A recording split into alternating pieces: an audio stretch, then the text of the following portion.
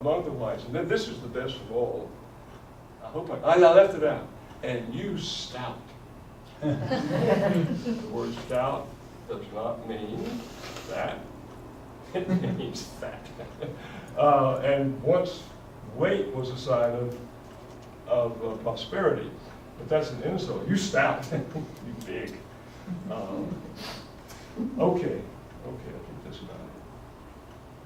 You have this all written down, so I'm not going to go over it anymore. But I will stop here. Let's take us into the story. For O'Connor, craft is supremely important. That is, she did not like the notion that she said, people go out and have a little experience and then want to write about it and call that art. She said, art is a virtue of the practical intellect, a phrase she gets from Thomas Aquinas via John Mary Hannon. And therefore, the measure of a work of art is not whether it edifies and uplifts and makes people happy, but whether it adheres to the form that makes it complete, whole, real, full, doesn't cut corners, and therefore is not reducible to any kind of statement outside the work of art. So when people write her and say, now, Miss O'Connor, tell us what this story means. She said, if I could tell you what it means, I wouldn't have written it. I told the group yesterday, Robert Cross was asked to explain the meaning of stopping by a wood on a snowy evening. He said, sure, I can explain it. He repeated the poem. So there is no meaning apart from the craft of the poem itself. So what I've done in these overly wordy questions, which I don't plan to deal with by any means in their entirety, was to set forth what I call the four main elements of fiction, so that when I began teaching fiction in my courses at Baylor, I would just dive into the story. What does this story mean? What's this story about? I say, what is its scene, setting, atmosphere, mood? That's the least, as I try to say, out of the matter. Who's telling the story? What's the point of view? O'Connor said, point of view drives me nuts. It's just very difficult to know which point of view to write a story from.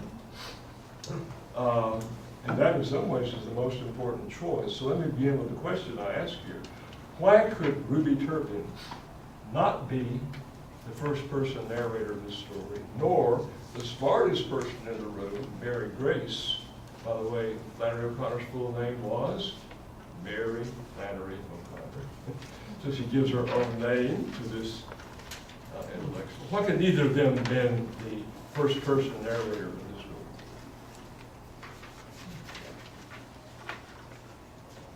story? Remember, I tell my students, eye contact is deadly. I call on you, but the avoidance of eye contact is deadlier. I call on you if you haven't made eye contact. This wonderful lady here is willing to make eye contact. You, yes ma'am, you. Why can they not tell this story from their own point of view?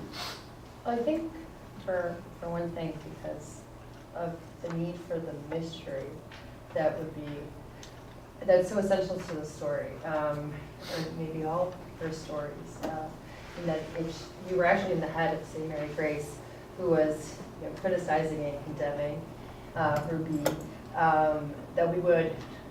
there wouldn't be that opportunity for discovery and in the moment of grace in the end, that opportunity for revelation is really something that we have to be able to see from the inside, how she's conflicted with these questions and confused.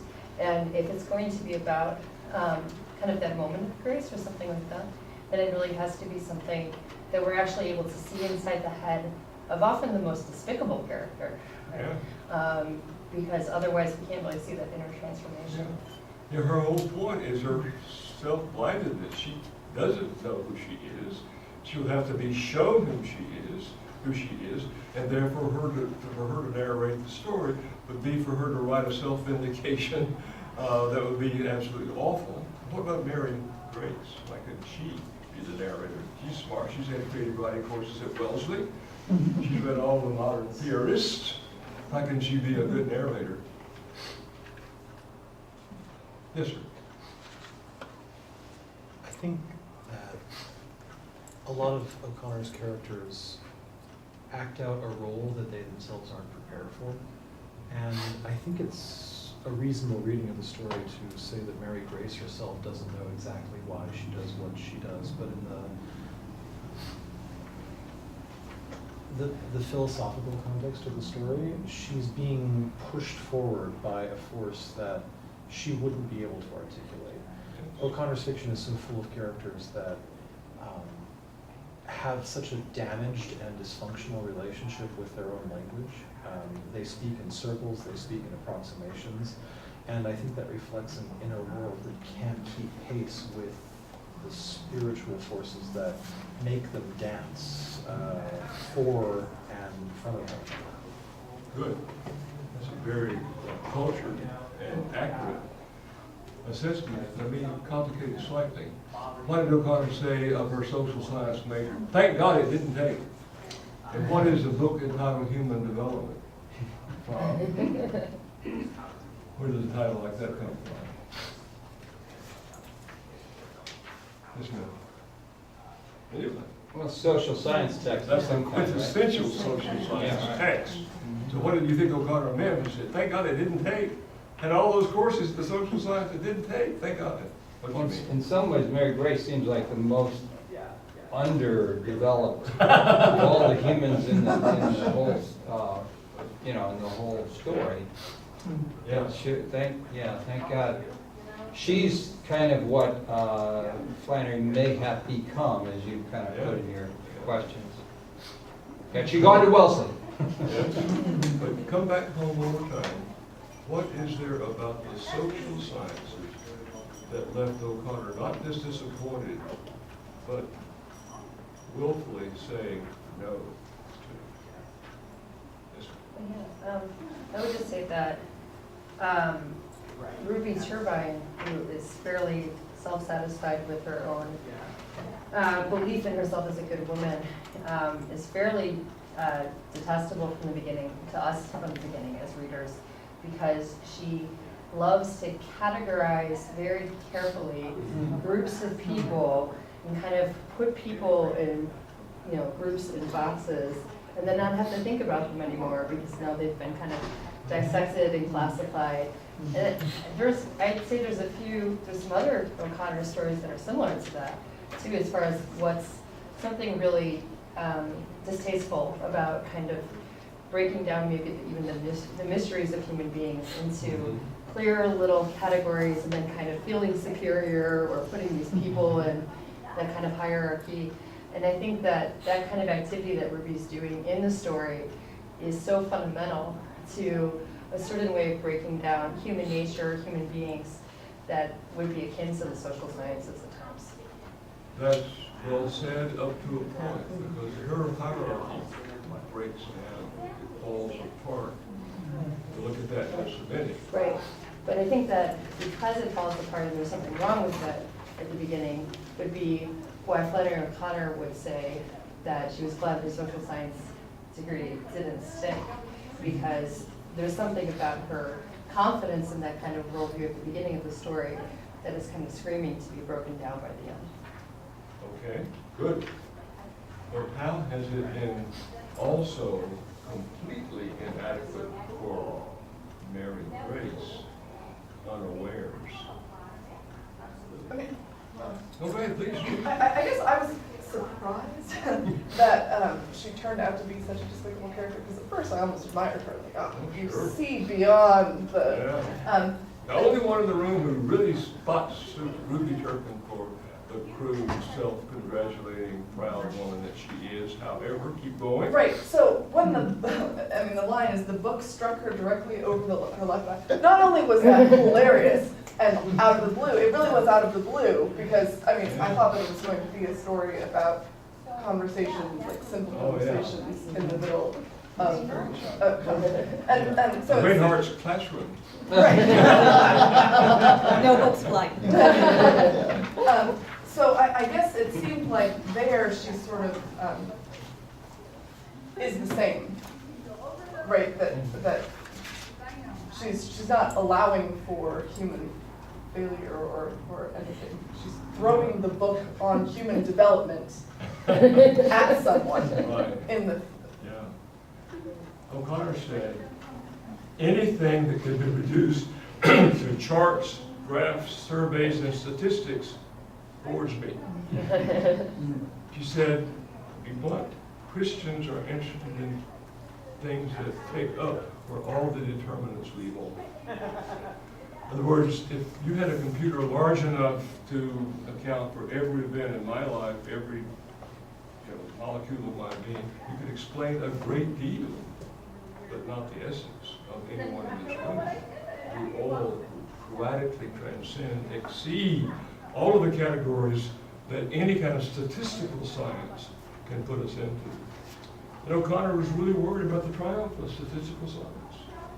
I was just saying to the principal here that you're about to have imposed upon you as a charter school national standards that are going to be entirely statistic driven. I've gotten this from people who are following this trend already very carefully. What are you going to do about it? It's a major, major problem that you folks will be faced with very soon. And O'Connor is one who would have been setting her face against that trend right from the start. She saw the emptiness of it as an undergraduate who finishes college at 18. And so Mary Grace has no capacity whatsoever to transcend the social sciences, whereas, and be careful, Ruby Turpin does. So, I was having my students draw a kind of chart of all the despicable traits in Ruby Turpin, and they did so quite well. You could all do them quite easily. And a girl I remember from Mount Airy, North Carolina, the home of Mayberry. Mayberry. yeah, Mayberry, and what's the story? Andy Griffin. Andy Griffin. You're right, Andy Yeah, Griffin. yeah.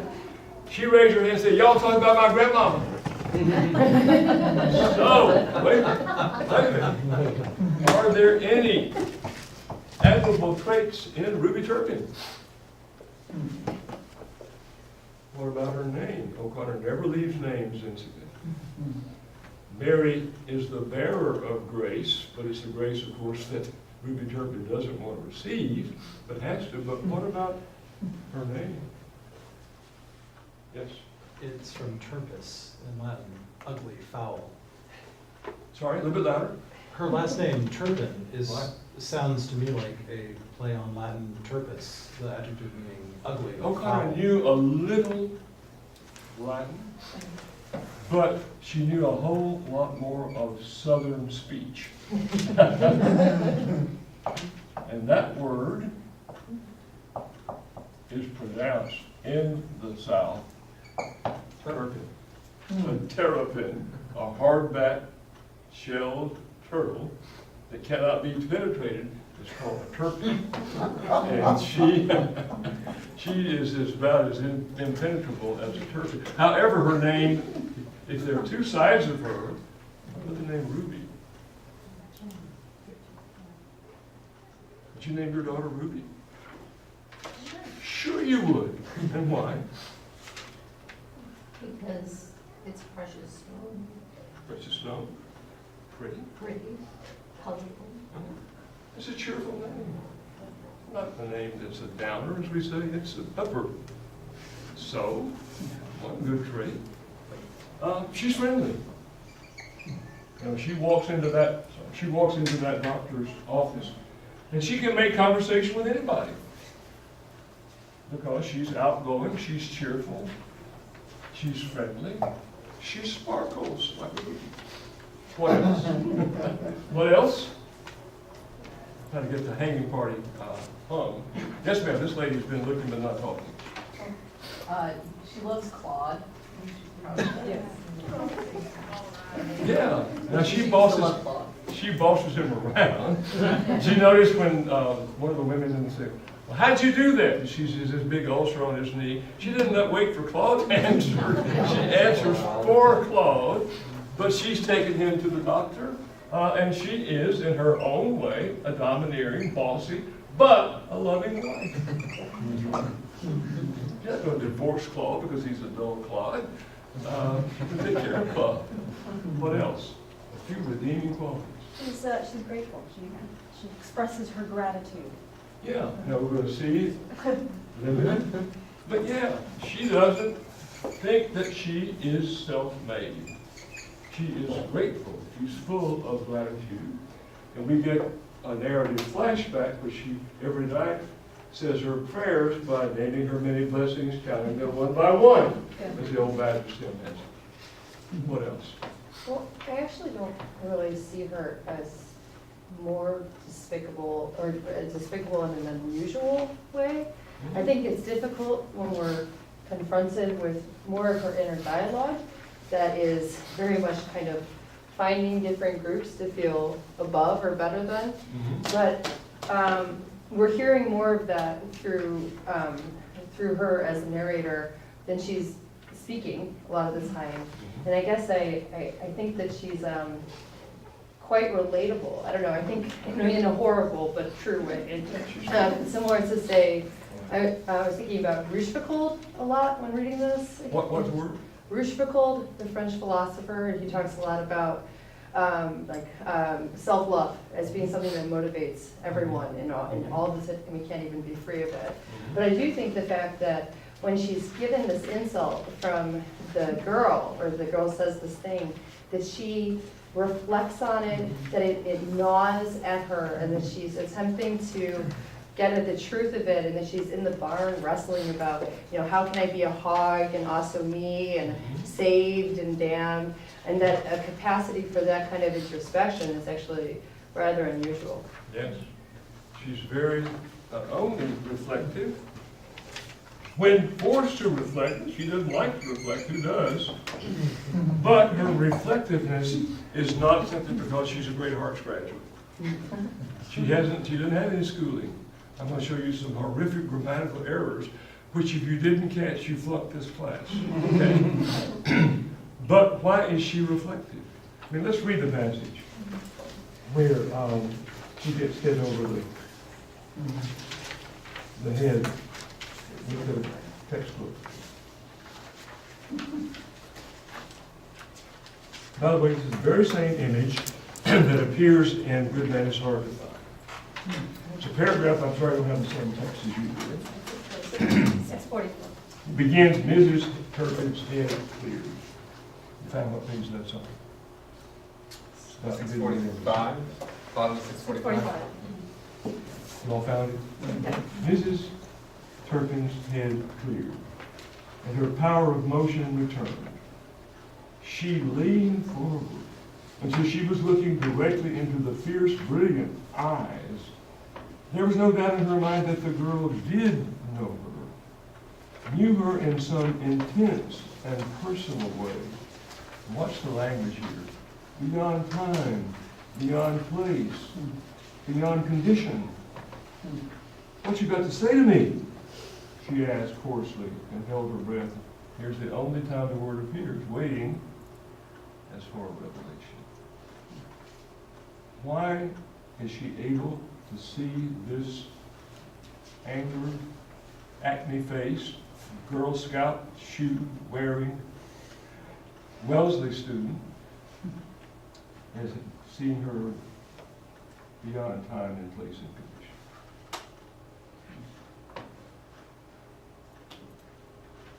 Not because she's been in the right school, not because she's been born with reflective gifts, but she goes to church all the time. She is a very bad Christian, but she's a Christian. You see, this story wouldn't work in a secular environment. No secular person could have Ruby Turpin's thoughts, because Ruby Turpin has been grounded, now insufficiently, not deeply, but nonetheless grounded in the faith. And therefore she has the categories to process, I hate that word, what's happened to her. Ontologically, metaphysically, beyond space and time. You are a messenger to me that I cannot ignore. Therefore, she asks, what do you got to say to me? And she gets the awful word that she did not want to hear, of course. And that was, of course, go back to hell where you came from, you old warthog. So look at what is really redeemable. Look how efficient the farm works. They have an up-to-date hog pen. Their hogs are not dirty. They wash them down. It's a clean hog pen. These are all virtues, not vices. But notice at the end, when she has this great apocalyptic vision of all these souls climbing this ladder, who's at the end? Bottom? People like her. Ruby and Claude. And what are they seeing? Even their virtues were being burned away, because, you can see why, even their virtues were being burned away.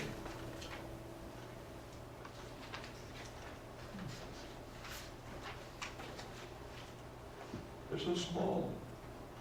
They're so easily attained. And this is not phronesis, this is not justice, this is not courage, this is not temperance, faith, hope, and love, and the deep, the fully flesh sense given by the tradition. She has shallow virtues. And of course, for O'Connor, most of us have shallow virtues. That's how you get along in the world. If you have deep virtues, you'll get in trouble. You know, O'Connor said, "You shall know the truth, and the truth shall make you odd." The world's not going to like you if you have real virtues.